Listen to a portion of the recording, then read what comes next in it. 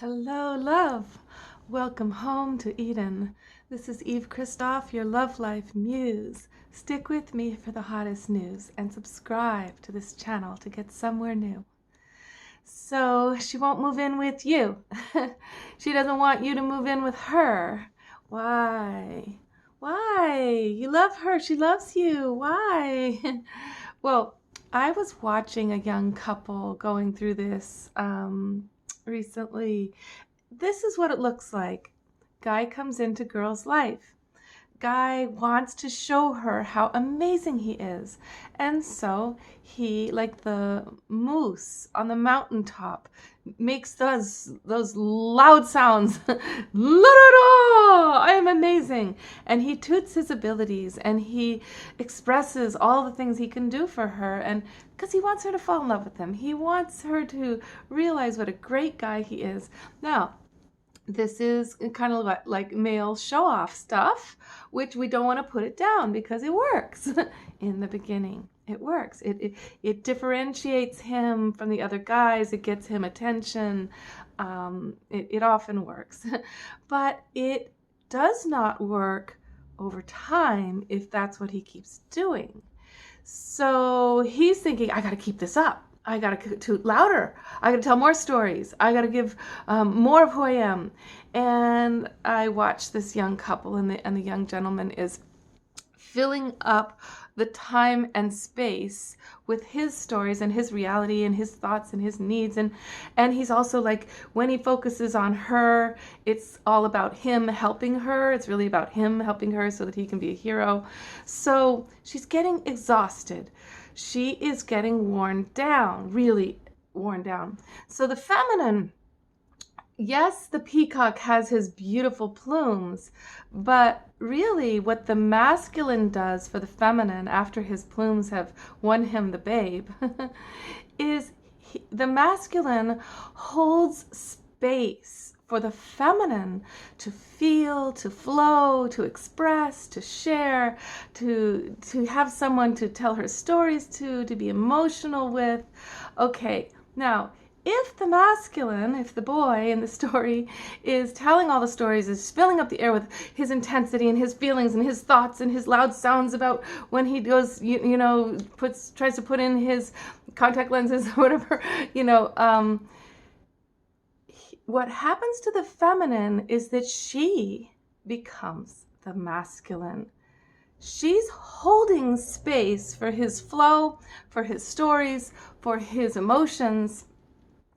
And a feminine woman will so not be able to do this for very long. And the idea of living with a man who's taking up the feminine space is absolutely, oh my God, it's like a dire nightmare. She's just like, I gotta get out of this situation.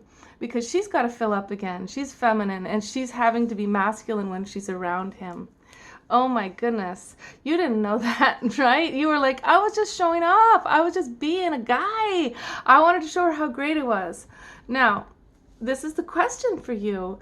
If you are a man who has a lot of that need for attention and storytelling, and all the energy should circulate around you and your emotions and your intensity, it's valid to think about the fact that perhaps you have a more feminine nature, because there are women who have a more masculine nature. And you can, the thing is that for a relationship to work out in romance, there needs to be polarity. So you can think about either developing your capacity to hold space for woman and to be more silent and deep and respecting her thoughts and drawing her out.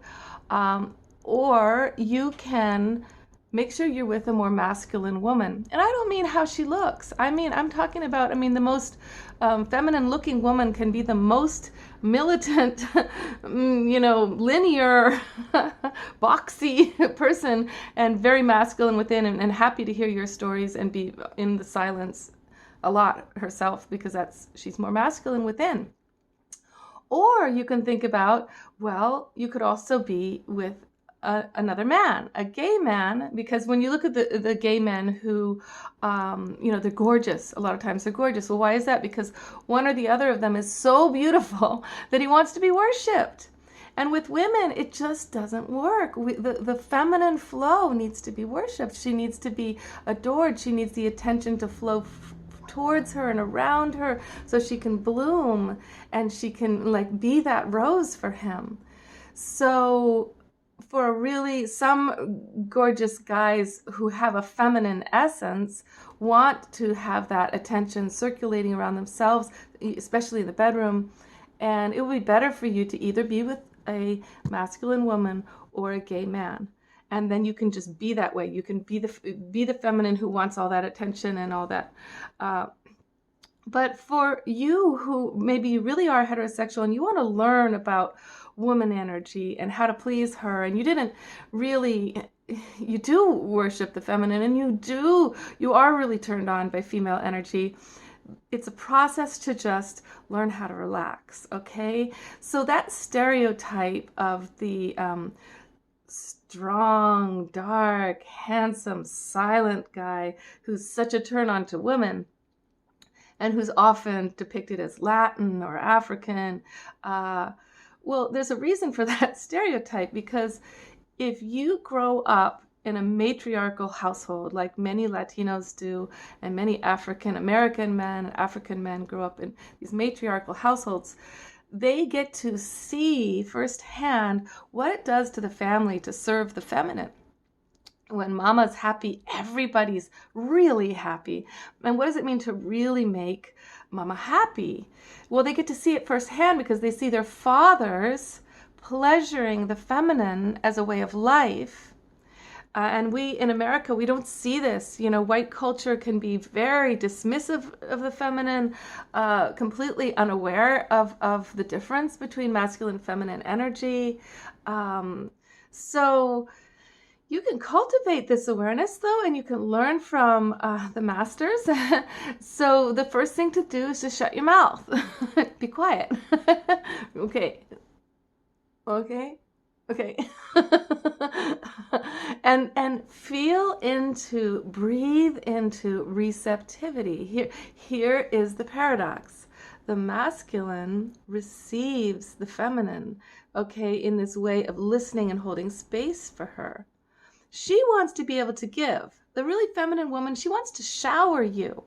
But if you're so full of if you're so full of yourself and your stories and your intensity and what you want to do sexually, there's no room for her to give to you because you're not receptive. So part of being strong masculine is learning how to receive the feminine. Drink her in, drink in her smells, drink in the sight of her. Say those things that you're feeling. Shower back to her what you're receiving from her. This is a really beautiful thing about the matriarchal situation, is that the feminine, because she wants to give, she often actually will do way more housework and cooking actually right from her heart, like not because she's resentful. She will want some help with that. She will want, or else she'll feel like a slave. She'll want the groceries carried in, the trash taken out. She'll want some dishes done. She'll want some help with groceries and on and on. But still, she will often end up doing much more because she loves to give, right? She loves to shower the family. She loves to be the nurturer. This makes her feel her feminine essence. Okay, so if the masculine is going, wow, this food is amazing. Oh, you look so beautiful today. And I feel so grateful for the way, you're shining today. And like he's taking in with gratitude what she's giving. She becomes more and more of a showering fountain. Okay, so you can get there. You can get to this place of understanding. When the woman is feeling really happy, she gives more and more, and really what she needs back is so small compared to what she's giving. But if she doesn't get any of that, and she knows it's small compared to what she's giving, and she can't even get the smallest, attention of listening to her, how are you? How are you feeling? What's your story today?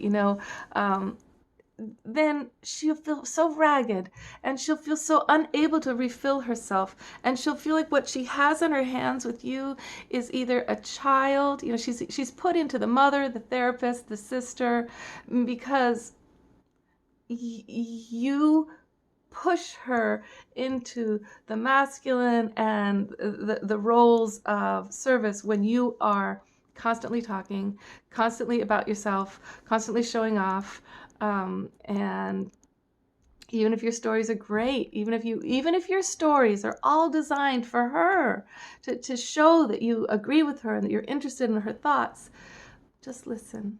Just practice listening. Ask questions, okay? Ask her what she thinks, how she feels, and then don't just jump in with your opinion, how you agree, and how the direction you want her to go and all that the moment she talks. Do something else.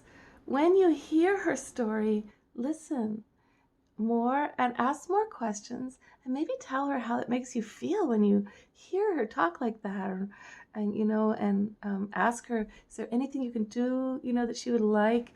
Now we're getting into the realm of the sensual, okay?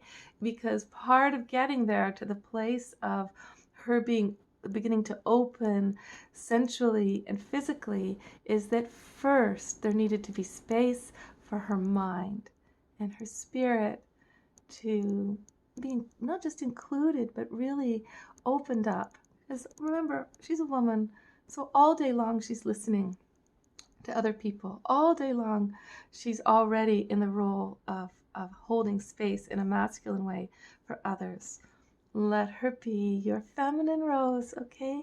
And if you are the feminine rose yourself, don't get hard on yourself. Remember, there are masculine women in the world who will be fine with that. And there's guys who are in polarity with other men.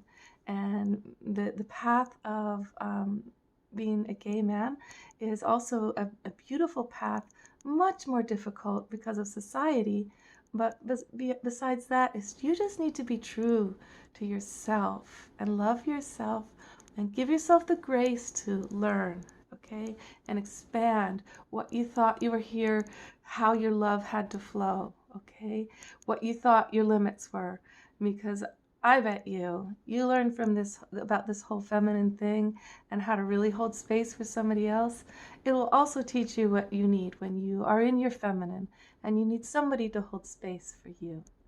Okay, much love, darling. I hope this helps.